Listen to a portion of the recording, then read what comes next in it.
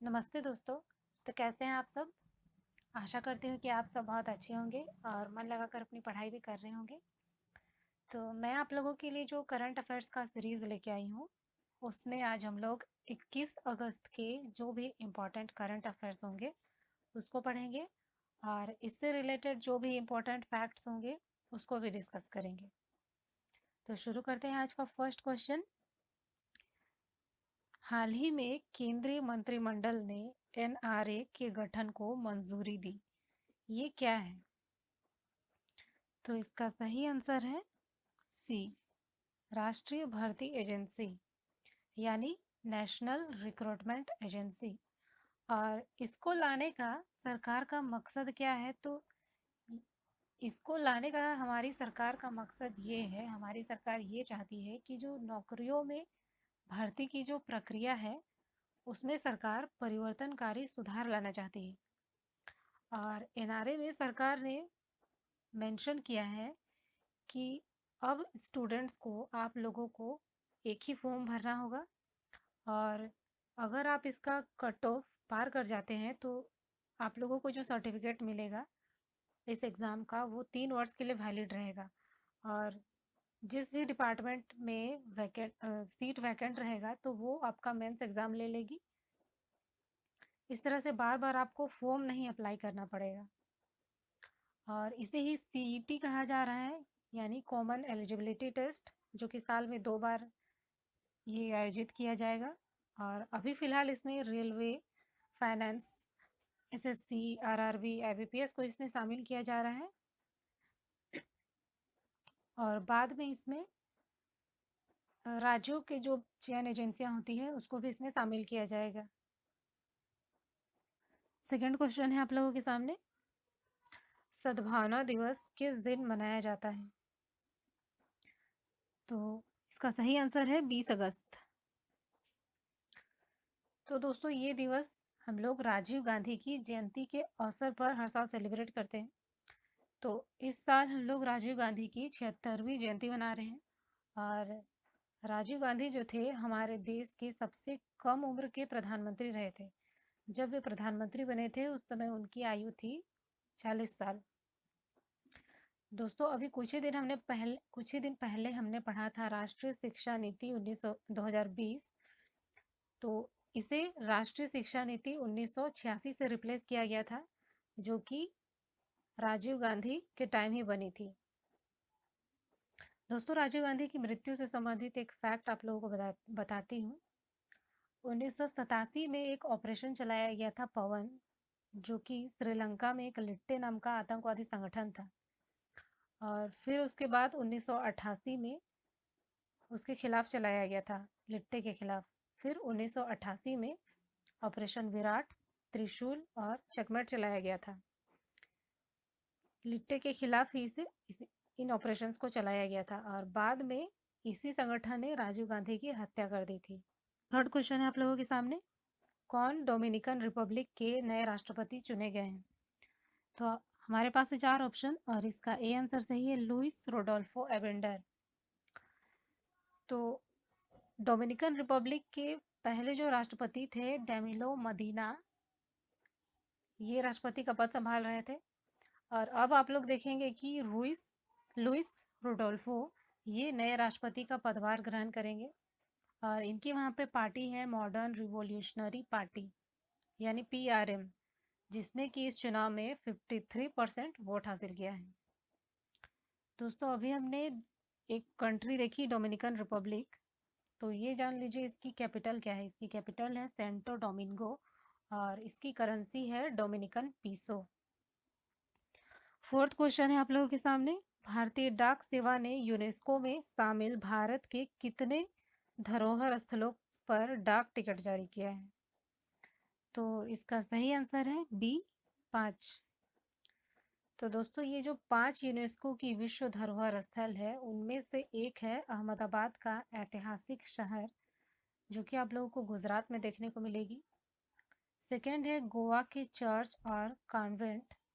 Third है पट्टदकल के स्मारक समूह।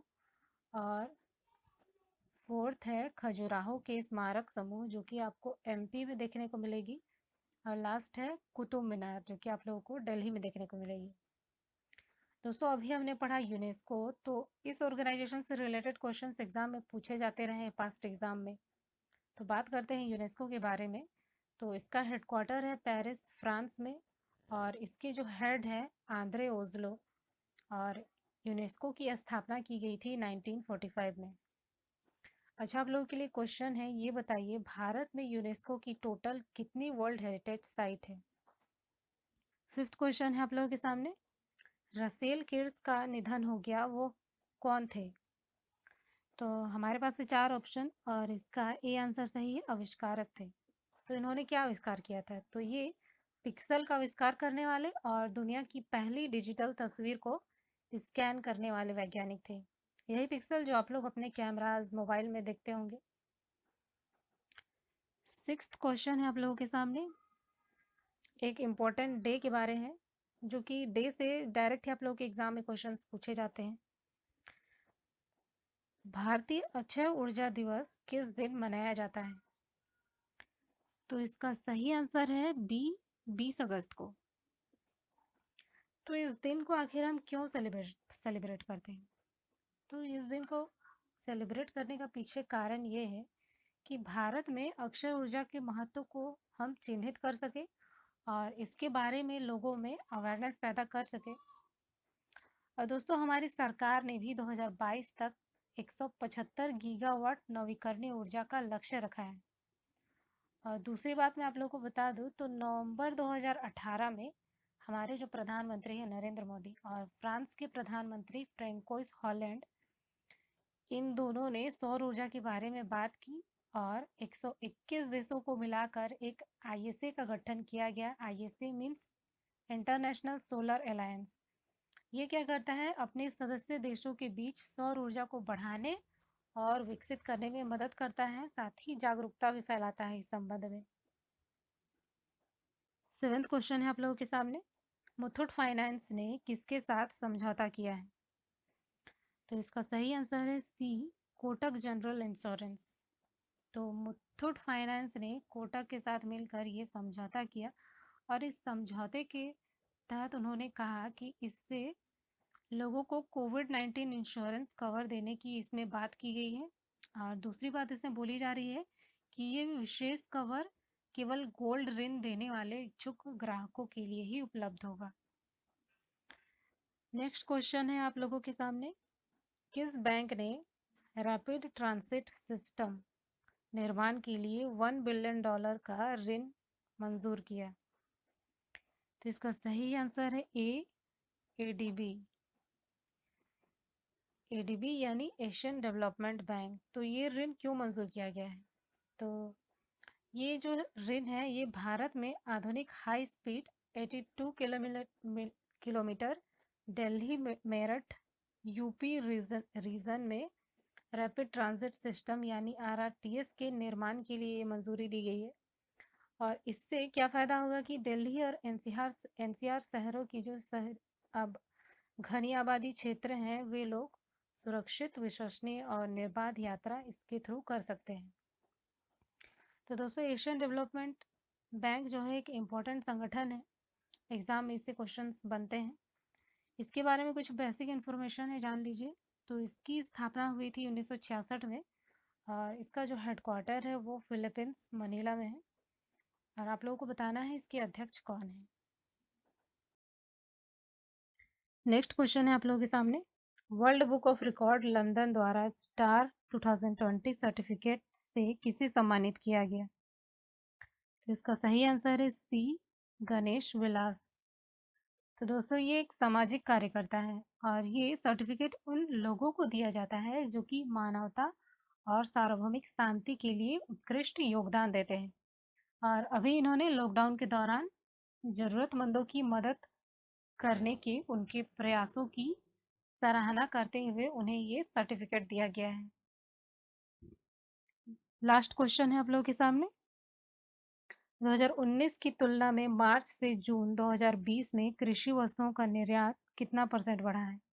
तो इसका सही आंसर है डी, 23.24%। तो दोस्तों इसमें बात की जा रही है बेसिकली कृषि के बारे में, और इसमें जो बात बताई गई है कि अभी हमारे देश में कृषि वस्तुओं का निर्यात बढ़ा है। और दोस्तों आप लोग जानते ही हैं कि हमारा देश एक कृषि प्रधान देश है, और यहाँ की लगभग 70% आबादी कृषि पर आश्रित है। और कृषि क्षेत्र का हमारे देश की जीडीपी में जो हिस्सा है वो लगभग 17.7% है लगभग।